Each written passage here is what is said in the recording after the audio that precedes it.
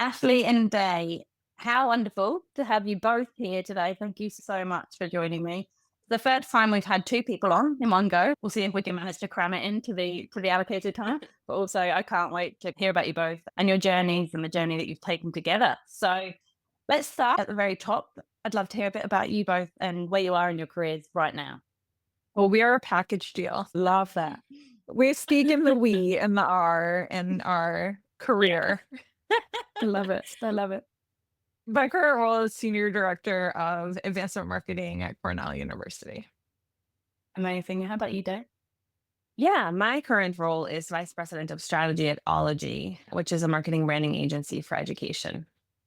Amazing. And look, we're going to dig into what that means for you both and how you've ended up where you are career wise. But we also, right at the beginning of these podcasts, we also really like to understand a bit of a deeper level. And we like to ask the sometimes tricky question of how would your friends and family describe you? So, what would they say about you that maybe might not be what people would see at work or in LinkedIn? Want to Should share? I describe you and you describe me? That's awesome. Maybe you should do that. Okay, I would describe Day as probably, I don't think it would be different at work.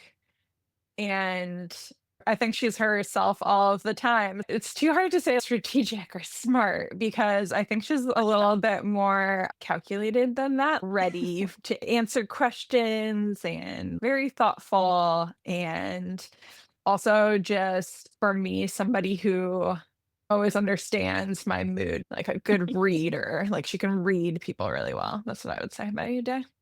Aw. All right. This is something I have said about Ashley to people who are about Mm. to meet her for the first time, that you're going to think she doesn't like you.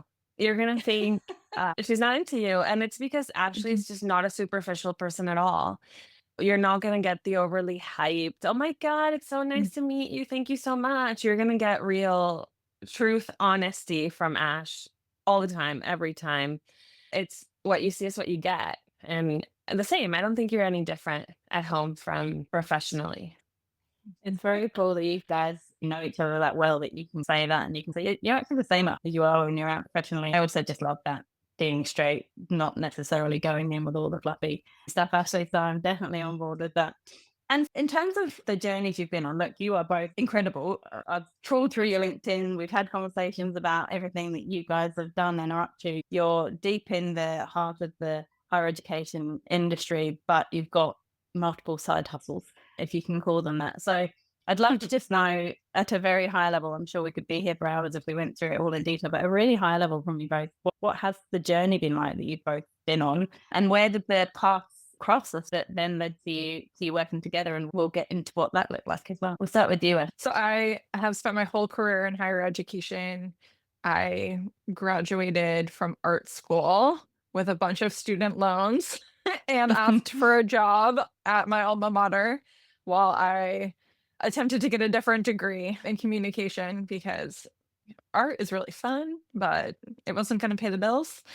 I worked in enrollment for about 6 years and then transitioned to advancement at Cornell in 2013 and have been there ever since. But always have had this really keen interest in digital communication. And so there's always been this like digital through line in all of my roles.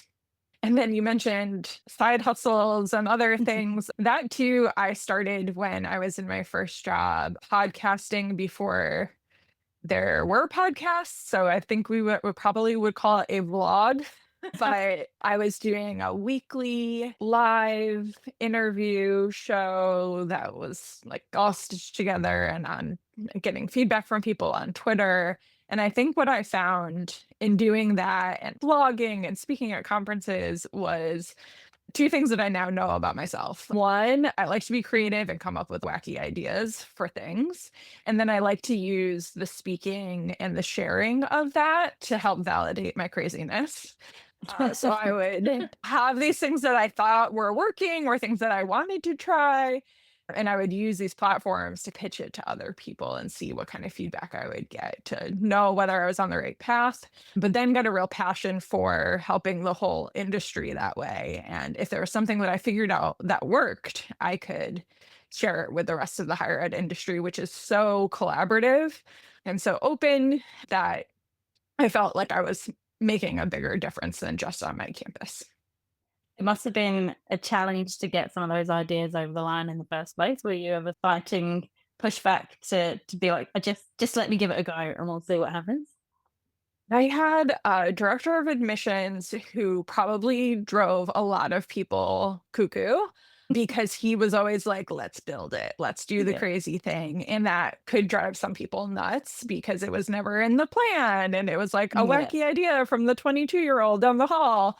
But he was a computer scientist and just knew that with technology, we can build anything. We can do that. We have the resources to do that on our campus. Yeah, let's do it. Let's do it ourselves if it doesn't exist yet. That was a really special kind of place and time to be innovative. And then going to Cornell, I ended up being in a really similar situation. Lucky in leadership for sure Yeah. in my path. Yeah. Lucky in leadership, but also bringing the ideas in the first place, which is not about luck. It's about the tenacity that you had to do it. So that's really cool. And Day, I'd love to hear a bit about your journey as well. Yeah, of course. So I like to say that I've lived in 6 countries on 4 continents. I mean, people are like, what, wait, what? Yeah, I know. However, how that kind of shows up, I think for me as a pattern is this no fear of starting over, no fear of starting things that are new. My first job was in Mexico City, and this is after I graduated from a business degree in Germany. So I moved to Mexico City to a small German sales company of a big German car part manufacturer. And my job was technically, I was supposed to be a controller. I was supposed to be doing accounting, which was just not me. It's just not me. And this is something that I've always done. Every single job I've ever had, there's the job that I got, and I do Yeah. that, whatever tasks are assigned. But then there's a job that I want, and I start doing that. And it's usually something that hasn't been done or hasn't existed yet at that place. And so at this small German, Mexico based German subsidiary, I realized, oh, we sell car parts wholesale. So we were a B2B business. And we're German, so we're expensive. We're way more expensive than the stuff that the average mechanic is going to find in the market. So I want to reach the average mechanic and I want to convince them of the value of my German brand. And I want them to build an affinity to the brand. I had no idea what branding was. I just was intuition. So I was like, I'm going to make a blog. I'm going to make a forum, like an actually like moderated forum. I'm going to make an email newsletter and I'm going to build an online catalog. Just as when you meant to be doing No accounting, money. just to clarify. Yeah. And I was also doing that. Yeah, you were doing that on the side. That's what I Yeah. mean. But the two yeah. sides of the brain were very much in action. Very, and I think that's actually something Ashley and I do have in common. It's just, it's a two sides of the brain situation, but also, yeah, we're going to try the new thing. We're going to do the new thing. So I was also lucky in leadership, and my leader at the time was like, go for it. And that was so successful that I actually got to implement some of the things that I started at two other locations of the same company. Great. Awesome. I was already 5 years in, thriving in marketing. And then my husband got accepted to a PhD at Penn State. So we moved to Pennsylvania, and I realized very quickly that if I wanted to continue to be successful, married to a professor or a future professor, that I also had to work in higher ed, because no matter where he went, I was also going to find a job. If we ended up in small town, rural town, the university was going to be the biggest employer. Again, the foresight of these 20-year-olds. We tried really hard. I applied to all the jobs that were in my skill set at Penn State, and I got one. And once you're in, like very quickly, like before, it was, all right, this is the job I have, but what do I want? So in my first job, I was doing marketing for online programs. Great. But I was looking over at like proper admissions, like, oh, they really need like Spanish content. I speak Spanish. So I started volunteering and I helped them with that, moved over there, started doing a writing job. And then I was looking at, oh man, the process of printing letters is so messed up. We got to fix this. And I put on like a business analyst hat and fix the process. When I did that, I realized we have 150 different letters that could be 10 if we used programming. So I did that. And so then when a CRM implementation came around, I was in charge of it. When I got in charge of the CRM, I noticed their emails were a mess, fix that. So it's always been this constant just, oh, this is something we could fix that could be better with technology that we just try. Long story short, my husband graduated from his PhD, got a postdoc at Cornell, and that's where Ashley and I met. I spent a year there in annual giving. He finished his postdoc, got a tenure track position in Canada at Western University, and that's where we are now. So I started working at Western University, also in admissions and recruitment for about 4.5 years. And then recently, 2 years ago, 2.5 years ago, moved to the agency side. So that's been the path for me with the through line of, I know that you say this is my job, but my actual job is what I want. I love that. It's, Mhm. like you say, the foresight of the 27-year-old is incredible. I'm sure that you haven't lost the drive, but the drive to go out and get what you want and be really clear about, actually, that looks better to me, that looks more suited. But also at the same time, just trying your hand at anything new and being the one who's willing to jump in. I love that. And so you mentioned a couple of things that will take us nicely into the next portion of the podcast. The fact that you could see that the emails were a mess and you wanted to do something to help fix that. And the fact that you ended up at Cornell, and I understand that is where your paths crossed and where you guys started collaborating, ultimately to become co-authors of a book. I really want to hear how that all came together and Yeah. the journey that you've been on with the book as well. Yeah. I always call it like the most cosmic, magical year, life changing to meet Ashley.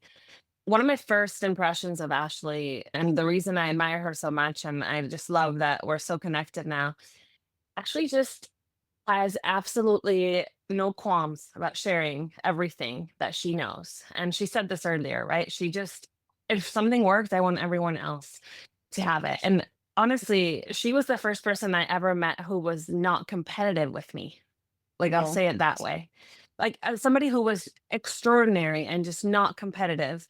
And I had just never had that situation. And so, like a compliment, like an equal partner that wasn't going to try to put me down, and instead quite the opposite. So I noticed with anyone, not just me, like Ashley opens doors, right? And that's one of the things that she did for me at Cornell that kind of really kickstarted our relationship is, I don't know what you saw in me, Ash, but she basically told me, you need to present at conferences. You need to submit to this conference and I will help you write the pitch and you need to go speak there. And I had no idea people speak at conferences at the time, but I think that the catalyst of our now relationship and the work that we do together was that push to get me to speak at conferences. So I had worked on the Giving Day team at Cornell, trying to coordinate all of the emails that were sent out to alumni within these 24 hours.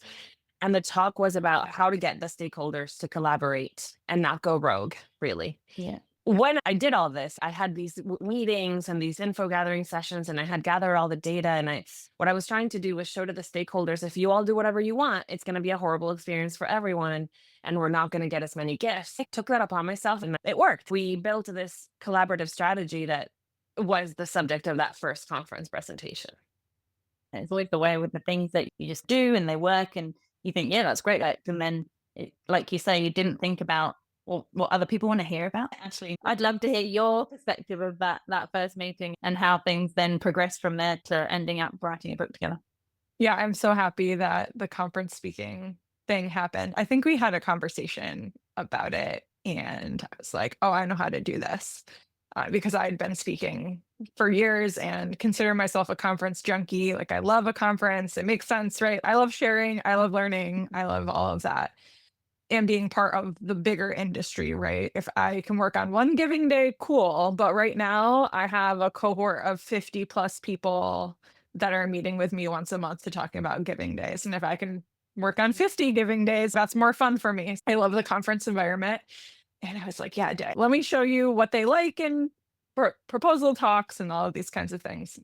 And she was only at Cornell for 1 year, just 1 year before she got swooped away to another university. And because we had decided to go down this path of conference speaking, that's how we stayed in touch. And I was like, oh, actually, we can be at the same places easier now because I'm not competitive, but I know that the conference speaking is. And Yes. would they let two people from Cornell University talk versus two people from different places? So now we could plan where we were going to go, what we were going to do. And so we did this for years, where we would figure out where to submit. And then we were also very blessed to be faculty members for the Case Summer Institute. And so had this like really different kind of animal. It's very deep.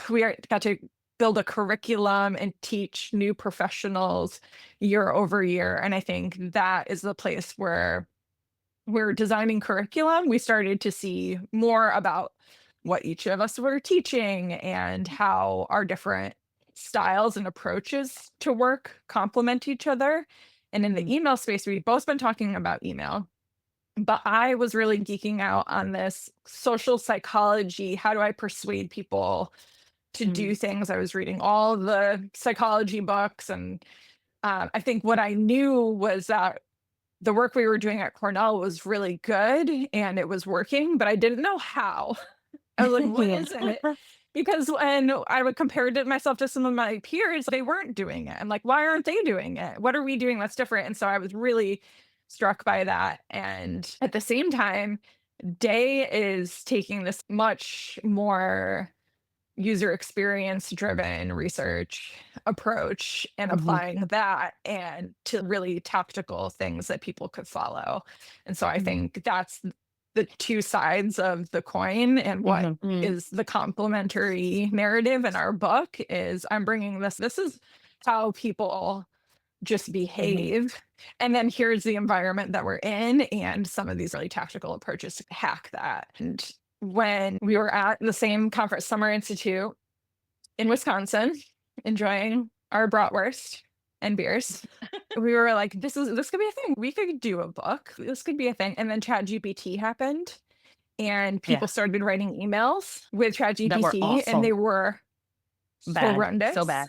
Yeah, so bad. And our inboxes were already a terrible place to be. And we were just like, it's going to get worse than it already is. Oh, like, and so there was like suddenly this urgency that we needed to tell people, we know how to do it. We tested it so much, it's working. But now we really got to get this knowledge out there because the robots didn't have anything to learn on. Yes, that's it. They are learning on really bad trickery, lead gen, salesy weird stuff. And it was bad. So horrible. I think that's something we're talking about a lot in terms of just content generally. AI is only going to ever be as good as the content it's learning from and the content it's pulling from. You're absolutely right. Like you can't dive in with tools like that to write you things like that if you don't have the content basis in the first place. And so how has that continued? Do you still do the planning your conferences together? I love that, by the way, that you're like, this is our opportunity to be able to get together. We started this we're a package deal. So for a lot of things, we submit together now and it's both of us or neither of us. And what we've done is we don't just go to the conference. We always schedule a hair styling appointment at some point throughout. And we try to find a spa. Not so much for a massage, but we love a circuit, like a hot steam, hot water, cold water, aromatherapy situation. I thought you were about to say like weights, treadmill. We do that spa circuit first, then get our hair done, and then we go and do our talk. And we try to do that at least 3 or 4 times a year at this point. We call it making space. So inspirational because you do meet people throughout your career who you learn so much from and you really connect with. But to your point, that might be a fleeting moment in the grand scheme of things. That's really so cool to see how you've taken that and leveraged it, but to support each other through your careers. It's not just that you've maintained a friendship, you've actually continued to grow with each other. I'm going to move away slightly, as much as I'm loving talking about this. I'm going to move away slightly and talk about more specifically kind of digital transformations that you've been involved in. So as I mentioned at the beginning, and as you both talked about through your career journeys, you've got so much experience in the higher education space in particular, and really trying to implement these new solutions within higher education institutions. I'd love to hear from you what you've learned through that process, and what you've learned in terms of what works, and where things maybe have gone a bit wrong, or where you've had to pivot, or what, from a digital transformation perspective, what are your kind of key learnings? I think I said it on stage at Summer Institute last year that sometimes I feel like I come from the future because of the privilege that I get to work at Cornell and the investment that they have put in digital. And Right. for context, when I was hired in 2013, I was the third full-time hire. So 3 full-time people working on social media strategy and advancement. And that Right. at that time, most places did not have one full-time Yeah. position at the whole university for social media strategy. And I thought to myself, what is going on here? This is weird. I had just built the whole strategy at my alma mater. Should I really go and sit third string on this Yeah. team in advancement? What are they doing? I'm not sure. But they were so future forward and smart, and they were seeing how advancement was structured previously. It was a lot by region. So they'd have these clubs and Mm. things in different regions of the world. And now that we had social media and we had this place to make connections on the internet, they wanted to staff the internet like it was a region. And brilliant. Yes, of course. Let's pay attention to that. And so that was interesting. But what happened was they hired these people that were disruptors. People at the time that wanted to be engaged with social media were also part of this digital disruption thing that was Yeah. happening. And then we started to really disrupt other parts of the advancement space. And it was also the time when Kickstarter was happening. And we were Mhm. like, oh, this is a new way of fundraising. How can we that apply to higher education? So we were one of the first schools to do crowdfunding, one of the first schools to do a big giving day event, and really break a lot of these rules around whether you can directly fund a student organization, whether you can do something that's super restrictive for a small amount of dollars, like things that the university wasn't entirely comfortable with, but they were willing to let us test it out Yeah. and see if we were going to help make some progress or whether we were going to break something. And I feel like we've been a decade ahead because of that investment back then.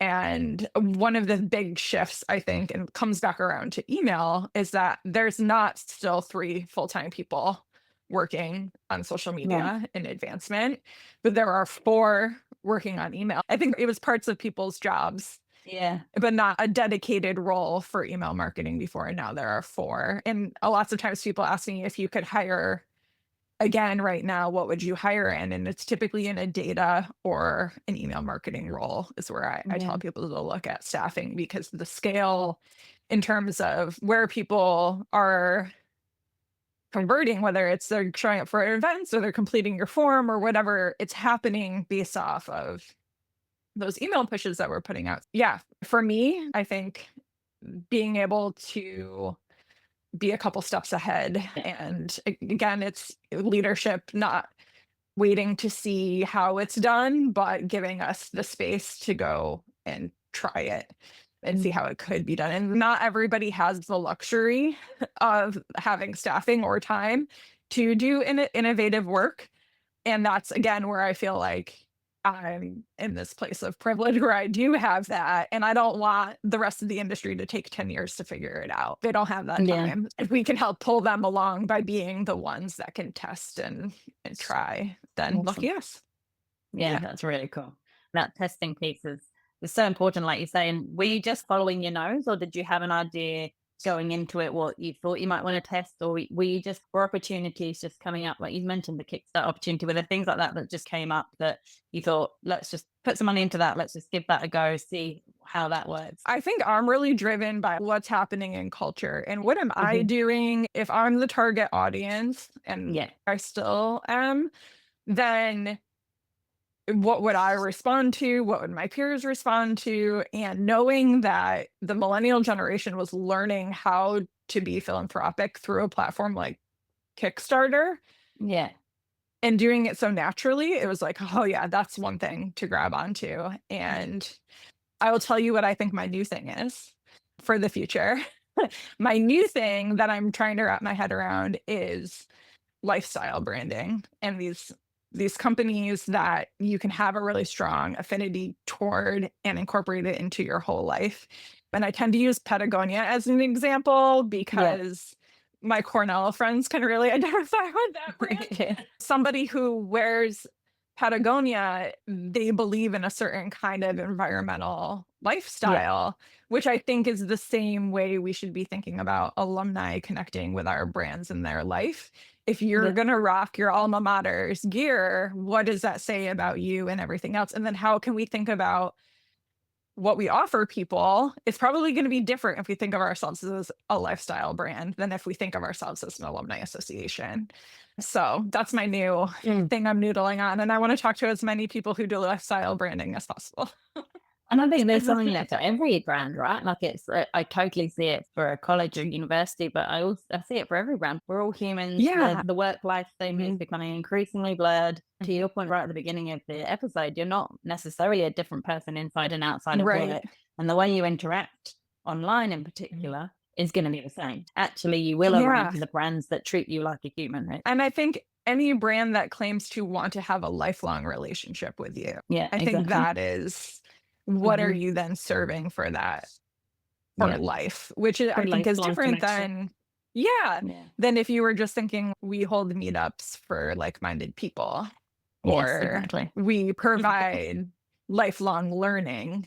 Like I think it can be bigger than that. And I think I've also been able to break what we offer people from these kind of more traditional alumni offers, and that has worked. So I want to keep at that part. I love that. And Day, what about you from a digital transformation perspective? What have been your sort of key lessons or takeaways over the course of your career?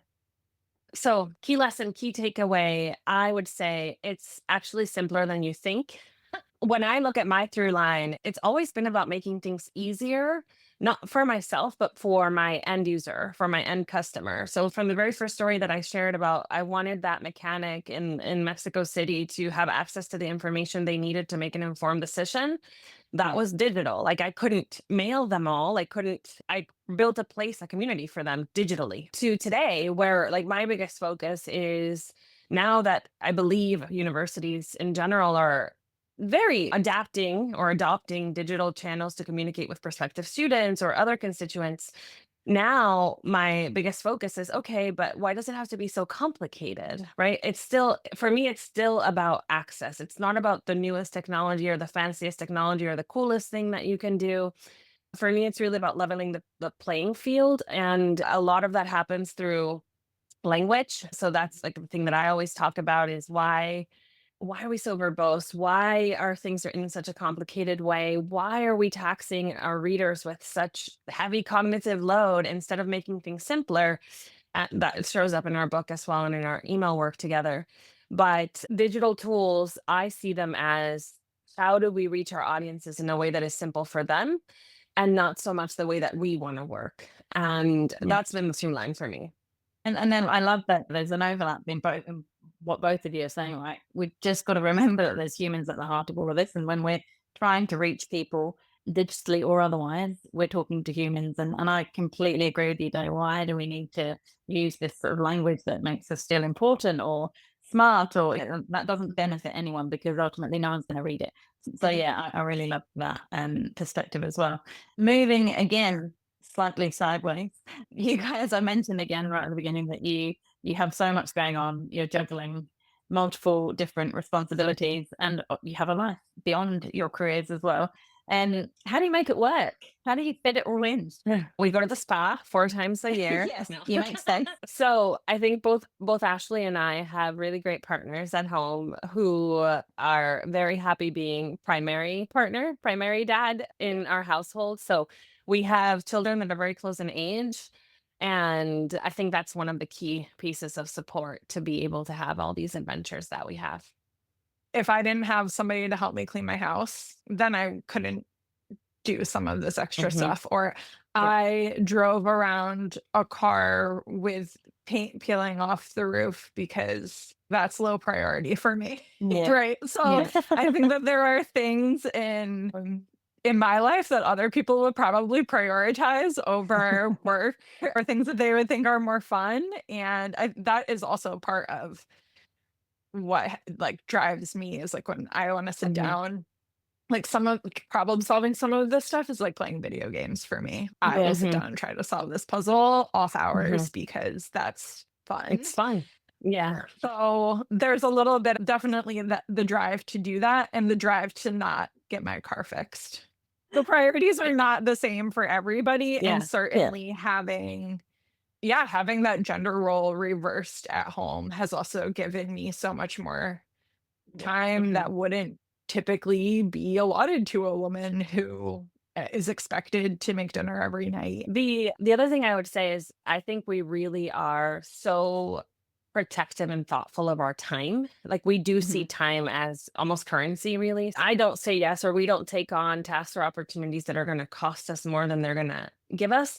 And with that, the thing I'm strictest about is the time with my son. If it is my time that I'm supposed to be with him, that I want to be with him, that he's off school, then there is no work. I am very strict about that. And that helps me keep the balance too. So that when I'm at work, I'm fully at work. I'm 100% in. I think the other thing that you and I have in common, Ash, is we have very flexible employers who support our Mhm. extracurricular activities. Mhm. Um, Mhm. so to have a very exciting full-time job that allows us to be creative and innovative, great luck Yeah. all on its own, but they also understand that we are not just that job and that we both want to do more and provide more to our industry and they support that. So I think it's a combination of Mhm. being very lucky in many different I love it. And as I said Natalie earlier, there's always that element of luck, but you guys are driving the luck. You've really taken the reins on it and you're carving the paths that you want to take. And it is so inspirational. And to that point, what advice would you give to someone who has been really inspired by this conversation and thinks, I want to take a similar path? How could someone take the same sort of journey that you guys have taken? Jay, I love what you said at the beginning when you were like, I was looking for a different role. Total same. I have only ever applied to one job in my whole career. And to think that I've been at two institutions my whole career is wild because I'm also somebody who feels like I've had so many jobs. At any given time, I feel like I have 14 jobs.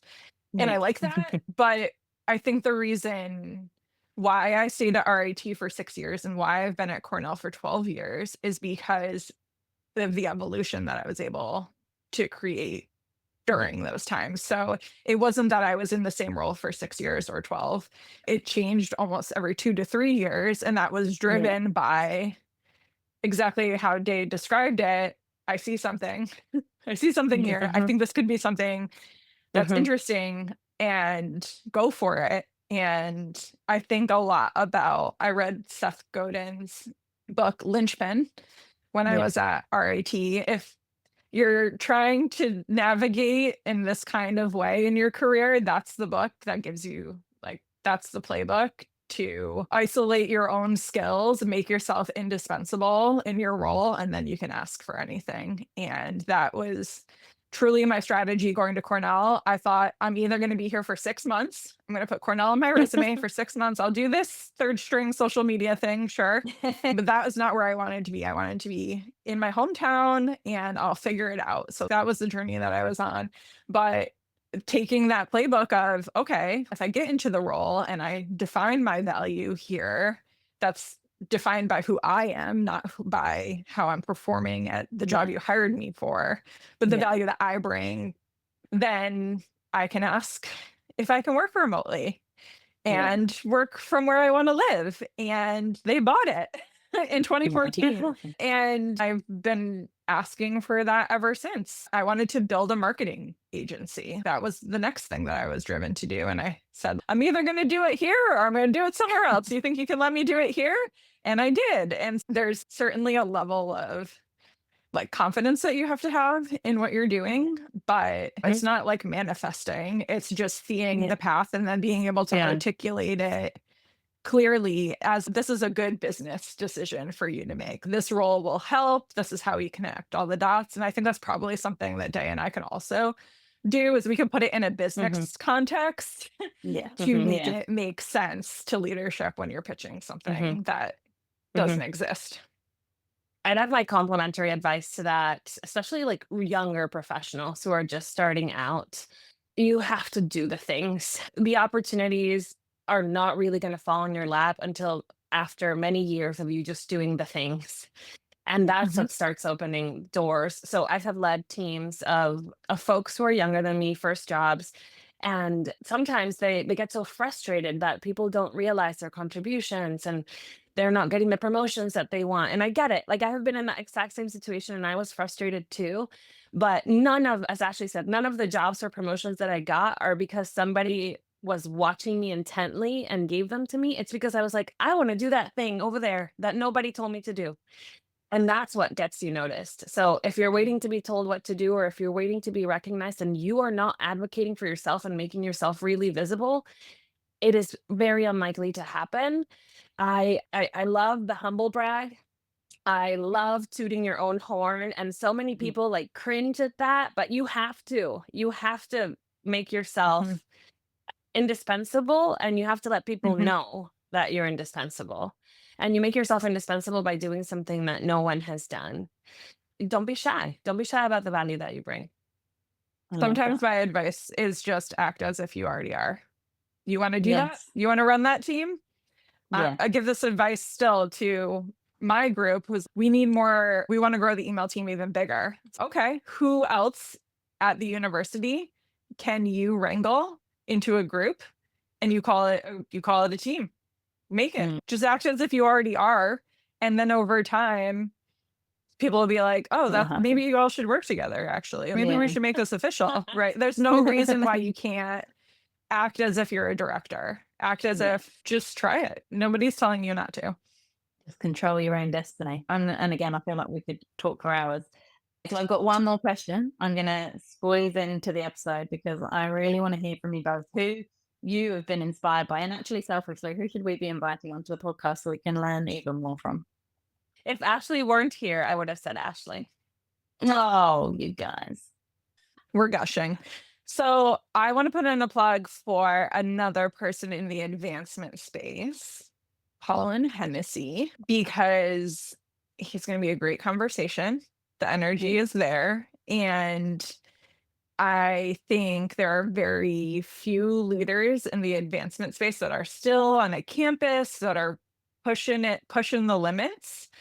And Colin is one of those. I think what I appreciate so much about this podcast is the backstory. So I want to hear all of Colin's backstory. And it's the access to that, right? People just don't get this opportunity to dig in and call it professional. So, it's a nice opportunity that we get, but obviously then the whole premise is that we then get to share that with other people who can't just put an hour in your diary and pick your brain. So love that. And we'll certainly be looking at Colin. Who else? Day, who would you think who have you been inspired by and who should we be reaching out to? So I would recommend Tracy Plale. Tracy has a really fascinating backstory. She was in a newspaper once, like she was an actual story that broke nationally. She founded her own company and now she is also a life coach. So her approach to leading her team and her company is very like mentorship, human centric. She's international speaker. She's just a fascinating human being that is so empathetic and gives so much to higher education. That would be my pick.